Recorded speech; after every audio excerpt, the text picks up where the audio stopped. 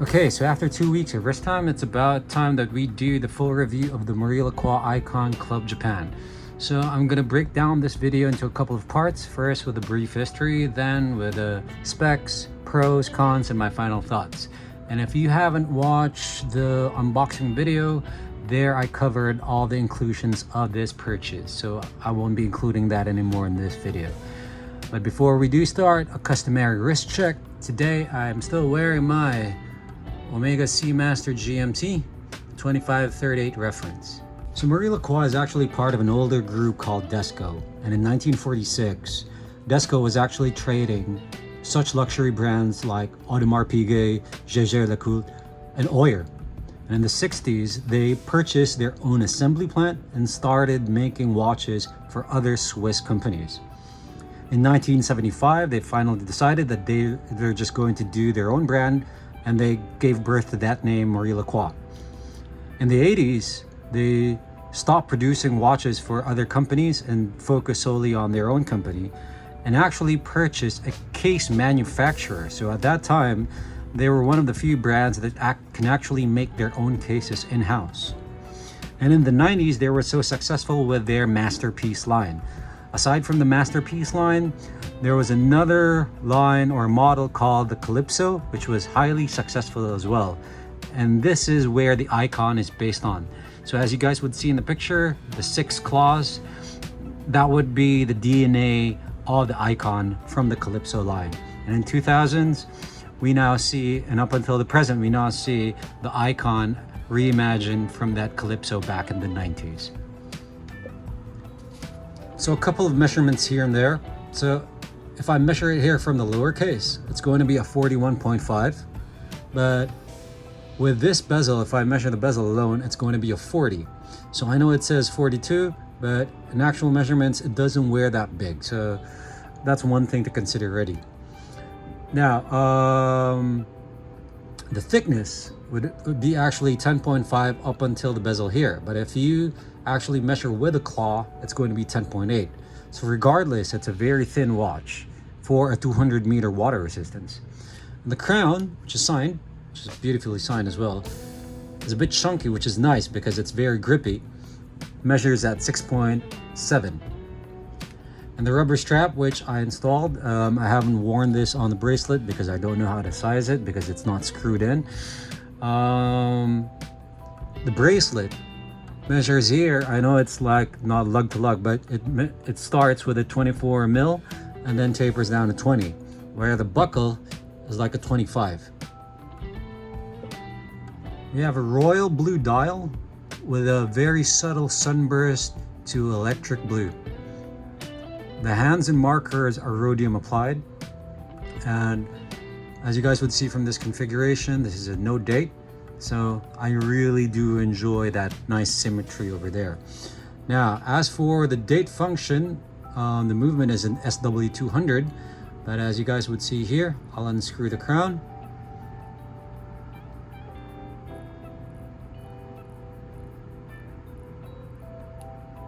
And then it just pops out.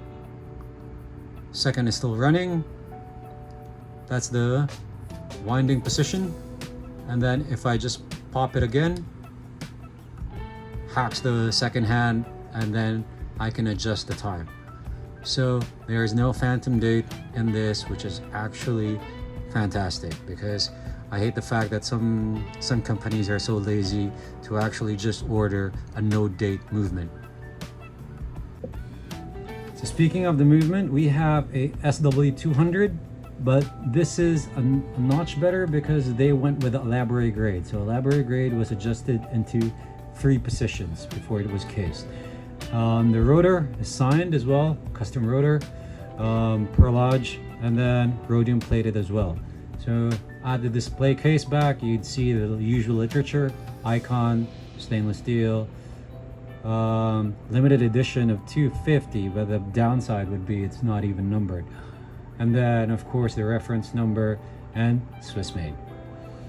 You guys would see as well that the Aikon would have the quick adjust system, so it's easy to replace from a bracelet to a rubber strap to a leather strap, which is actually nice. But there's a downside of that as well, which I'll talk about in the cons.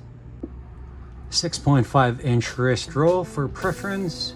As you guys would see, even from afar, it's very legible, even with a sunburst dial effect.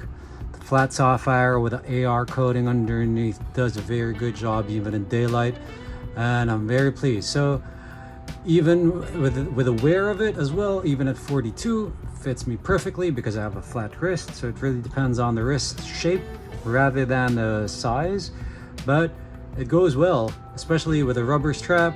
Feels very sporty, and as you guys would see, very thin profile from the side, and a nice light play with a vertical brushing and some polishes on the case. Now for the pros, and I guess the biggest pro here is the value proposition that this model offers. You know, an integrated bracelet with a very proper Swiss movement, and elaborate with a no date on a no date dial, a very nice fit and finish, nice brushing, nice polishing, very thin case with a good water resistance, with a screwed in crown, display case back, gives you a quick adjust system with a rubber strap, with a bracelet, all of those goodies for $1,800 is not bad at all. I know there's a lot of competitors, like the most popular one, the Tissot PRX with a Powermatic 80, but I just think that this is a notch higher, and it should be so. And I think the only competitor here that I see, a direct competitor with a price, fit and finish, would be a Frederic Constat Highlife, which was I was supposed to purchase as well. So it was a toss-up between that and this. But at the very end of it, I always like the look of a Royal Oak. And of course, even if I had the money, I won't buy a Royal Oak because of the insane prices that they have. And for me, I am already content with this kind of watch. You know, this watch already gives me that kind of feel. I'm not a high horology guy that wants all the nice pieces in the world. No, I just want a nice watch that I can wear, that I can beat up, and I can go along with me with my adventures. And I think this is a go anywhere, do anything candidate. I did not say that this is it, because now we're going to the cons. So as I mentioned, this could have been a very good go anywhere, do anything candidate, but there are some really shortcomings for this watch. And the first one that I would want to talk about would be the lume. The lume is negligible. It's very poor. It's only good with transitions, and that's it. So you can't really expect anything from it that much. Given that the hands and markers are very thin and there's not enough real estate to apply good lume, but even though, I'm sure if you put a good decent amount, the good kind, I'm sure there's a way to have better lume, especially at this specific price point. Because I believe anytime that you go north from $1,000, you have to have good lume. It's automatic, should be. You know, it should be a given. And that's a letdown of this watch. Another thing would be the bracelet. The bracelet is nice, but it's not something that you can easily go out and buy another bracelet because it's an integrated bracelet. Now, the downside of that is, yes, Maurice Lacroix actually supplies extra rubber straps, sells extra bracelets, or even nice leather straps, but they're very expensive. If I'm not mistaken, it's about $100 or $150 just for a leather strap. And that's kind of bonkers already for me. But here we are. Lastly would be the model selection. Now, if you go to their website, a lot of the Aikon models would have this waffle dial pattern with the date window at 3, you know, very reminiscent of an Audemars Piguet. But here we have a perfect example as to what they can do with this case if they mix and match with dials, with different kinds of colors. you know, this could be like an entry watch for everyone, like an OP for a Rolex, but yet they choose not to go with different kinds of dials. They always go with that waffle dial that you'd see that it looks like an AP from afar.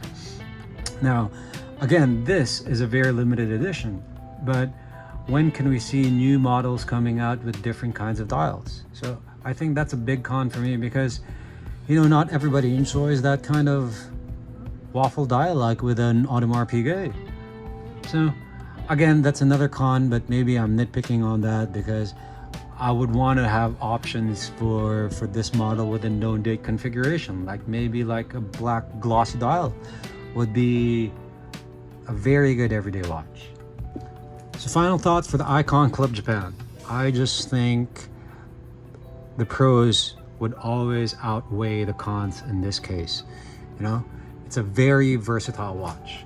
You can wear it to work every day on a bracelet, switch it up to a rubber strap over the weekend, maybe buy a leather strap when you go to a formal event, and it would still look nice. There's enough water resistance. It's a very good movement, a better movement rather than the regular one. And I got this with an additional 1 year warranty from Chrono Theory. So in total, I have 3 years warranty for this one. So all in all, it's value packed. And I think with those things mentioned, you can look past the cons, which is basically the poor loom. So there you are. Those are my thoughts for the Aikon Club Japan. If you guys have any questions, please reach out to the comments below and let me know. Cheers.